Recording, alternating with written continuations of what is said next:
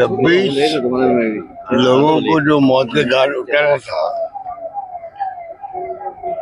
बड़ी मार्मिक तरीके से, उसमें चूक कहाँ हुई? अभी तो कोई जवाब आ नहीं रहा। चूक कैसे हुई, क्यों हुई और उसके लिए क्या पनिशमेंट दिया गया लोगों को, ये भी एक बड़ा मुद्दा होता है। किसी बार घटना होती है तो चूक किससे हुई, किस स्तर पर हुई? ना गृह मंत्री ने ना किसी और ने इस्तीफा दिया, एजेंसी के कोई हेड ने इस्तीफा नहीं दिया, तो इसका मतलब कुछ भी नहीं हुआ।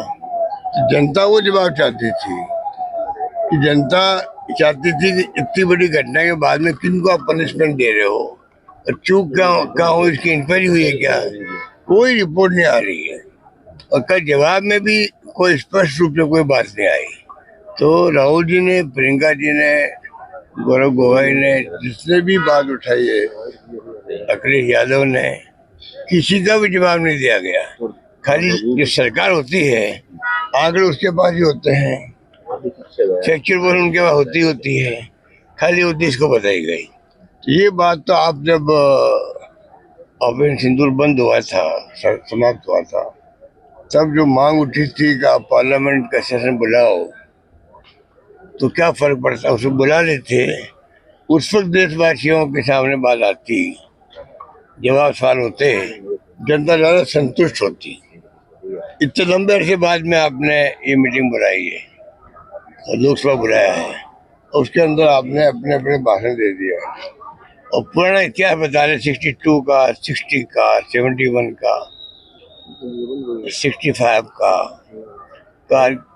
तो वो भी तोड़ मरोड़ करके, उस इतिहास को तोड़ के मरोड़ के आप पेश करो जनता के सामने, जिसका कोई तुक नहीं था। उनके जो बड़ी उपलब्धि थी उस पर किसी को गर्व नहीं था। कह रहे पाकिस्तान 2 टुकड़े हो गए, बांग्लादेश बन गया, अब उसका सिमला समझौता हुआ, क्या गलती रही, आप ये लीपापोती कर रहे हो। सर पहले नेहरू जी का नाम इस्तेमाल किया जाता था, पहले नेहरू जी का नाम इस्तेमाल किया जाता था। कल देश के गृह मंत्री ने ये कहा कि असम का जिक्र किया अमित शाह ने संसद में, और नेहरू जी की बात की और सरदार पटेल की भी बात की, जबकि सरदार पटेल का इंतकाल 1950 में हो गया था, वो 1960 की बात कर रहे थे। कोई इलाज नहीं इसका।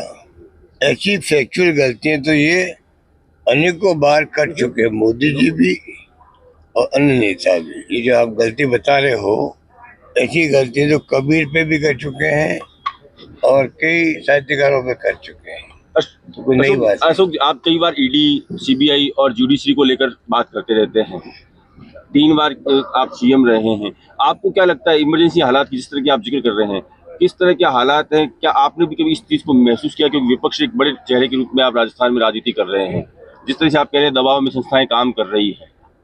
कर रही, देश देख रहा है, देश देख रहा है, और तीनों एजेंसी इम्पोर्टेंट है। मैं भी कहता हूँ बिहार के चुनाव को लेकर ईडी, इनकम टैक्स, सीबीआई, ये प्रीमियर एजेंसी है देश की, जहाँ पर फाइनेंशियल इरेगुलरिटी होती है, फ्रॉड होते हैं, क्राइम होते हैं, उसके लिए अच्छी एजेंसी है।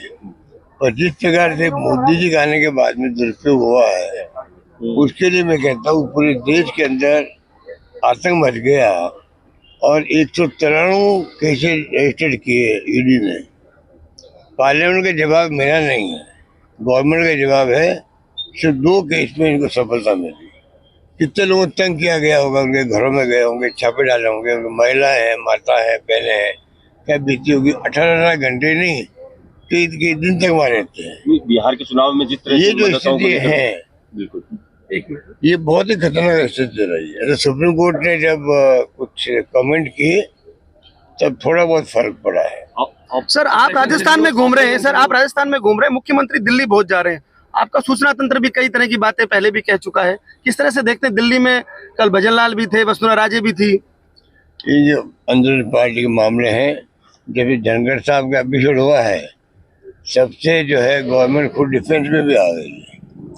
एक संवैधानिक पद पे बैठा हुआ व्यक्ति, धनखड़ साहब शिकायत कांग्रेस की बहुत रही है, विपक्ष की भी रही पार्टियों की, परंतु धनखड़ साहब को जिस रूप में मजबूर किया गया, या वो खुद इस्तीफा दिया उन्होंने,